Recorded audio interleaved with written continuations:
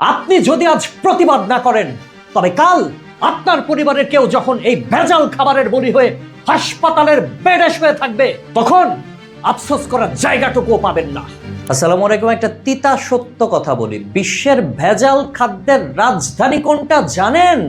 হয়তো আইডিয়া করছেন, আপনার আইডিয়াটাই সত্য। বাংলাদেশ। সত্য বলছি, বাংলাদেশ। নিরাপদ খাবারের মুখ এই জাতি কি কখনো দেখবে না? আপনি কি মানুষ নাকি নরপিশাচ? খাদ্যে ভেজাল নিয়ে কথা বলতে বলতে আমাদের মুখ ব্যথা হয়ে গেছে, কিন্তু লোভী পিশাচদের নির্লজ্জতা যেন হিমালয়কেও ছাড়িয়ে যাচ্ছে। ঢাকা দক্ষিণ সিটি কর্পোরেশনের সাম্প্রতিক ল্যাব রিপোর্ট যা বলছে তা শোনার পর নিজেকে সুস্থ ভাবার কোনো কারণ নেই।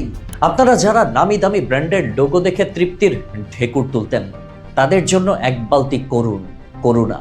কারণ আপনারা খাবারের নামে আসলে সুনিপুণভাবে সাজানো স্লো পয়জন বা বিষ খাচ্ছেন। ঘি নেই, আছে পাম অয়েলের ধোঁকা। সিরাজ চুই গোশতের মতো বিখ্যাত একই সাথে কুখ্যাত প্রতিষ্ঠানের ঘিয়ের কোনো অস্তিত্বই পাওয়া যায়নি। যে ঘিয়ের 99.70% দুগ্ধজাত চর্বি থাকার কথা, সেখানে মালিকপক্ষ নির্লজ্জের মতো পাম অয়েল আর সুগন্ধি মিশিয়ে আমাদেরকে খাওয়াচ্ছে। ঘিয়ের ঘ্রাণে আপনারা যখন মজে থাকেন, ভেতরে ভেতরে আপনার হার্ট আর লিভার তখন পাম অয়েলের যন্ত্রণায় ছটফট করছে। মানুষের বিশ্বাসের সুযোগ নিয়ে এই পৈশাচিক জালিয়াতি যারা করে, তাদের আসলে মানুষ না বলে পিশাচ বলাই শ্রেয়। অন্যদিকে পাউরুটিতে মিলছে ক্যান্সার।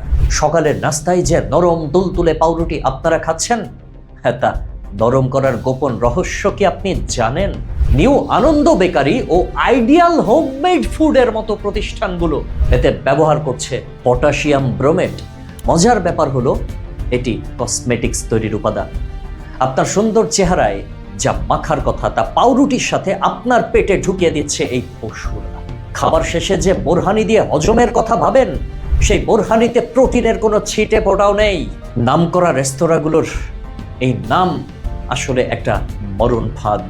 এরা আপনার জীবনের বিনিময়ে কোটি টাকার সাম্রাজ্য গড়ে তুলছে, আর আপনি হাসি মুখে বিষ কিনে ঘরে ফিরছেন। সিটি কর্পোরেশন মামলা করেছে, গ্রেপ্তারি পরোয়ানা জারি হয়েছে, সবই ঠিক আছে, কিন্তু প্রশ্ন হলো, মানুষের জীবন নিয়ে যারা এমন সিরিয়াল কিলিংয়ে মেতেছে, তাদের বিচার কি কেবল কয়েকটা জরিমানায় শেষ হয়ে যাবে? যারা আমাদের ডিএনএ পর্যন্ত নষ্ট করে দেওয়ার আয়োজন করেছে, তাদের সাথে কোনো আপোষ হতে পারে না। যারা এই ভিডিওটি দেখছেন, তারা জেনে রাখুন, আপনার নীরবতা মানেই তাদের পকেট ভারী করা। এই বিষাক্ত খাদ্যের রাজধানী থেকে বাঁচতে হলে শুধু সরকারকে দোষ দিলেই হবে না, প্রতিটি ভেজালকারীকে সামাজিকভাবে বয়কট করতে হবে। মনে রাখবেন, আজ প্রতিবাদ না করলে কাল আপনার বা আমার কিংবা আমাদের সন্তানের কিডনি অকেজো হওয়ার দায়ভার আপনার উপরে পড়বে। যে দেশে পাউরুটি বানাতে কসমেটিক্সের কেমিক্যাল লাগে আর ঘিয়ের নামে পাম অয়েল গেলানো হয়, সেখানে নিরাপদ খাদ্যের আশা করাটা এখন বিলাসিতা হয়ে দাঁড়িয়েছে। কিছু অসাধু ব্যবসায়ী নামের কলঙ্করা কেবল টাকার নেশায় আমাদের শিশুদের লিভার, কিডনি আর ভবিষ্যৎ ধ্বংস করে দিচ্ছে। এরা আমাদের পকেটের টাকাও নিচ্ছে, আবার বিনিময়ে আমাদের শরীরে ক্যান্সারের বীজ বুনে দিচ্ছে। শুনুন, এইসব পিশাচদের শুধু গ্রেপ্তারি পরোয়ানা দিয়ে থামানো যাবে না। এদের তৈরি বিষাক্ত পণ্য আর রেস্তোরাঁগুলোকে লাথি মেরে বয়কট করার সময় চলে এসেছে। আপনি যদি আজ প্রতিবাদ না করেন, তবে কাল আপনার পরিবারের কেউ যখন এই ভেজাল খাবারের বলি হয়ে হাসপাতালের বেডে শুয়ে থাকবে, তখন আফসোস করার জায়গাটুকুও পাবেন না। মানুষের জীবন নিয়ে ছিনিমিনি খেলা এই জঘন্য অপরাধীদের কোনো ক্ষমা নেই। তাই সচেতন হন, প্রতিবাদ করুন এবং নিজের প্রিয়জনের জীবনকে এই খাদ্য সন্ত্রাসীদের হাত থেকে রক্ষা করুন। আজ গর্জিয়ে না উঠলে কাল বিষের থালা আপনার টেবিলে সাজানো থাকবে, এটা নিশ্চিত।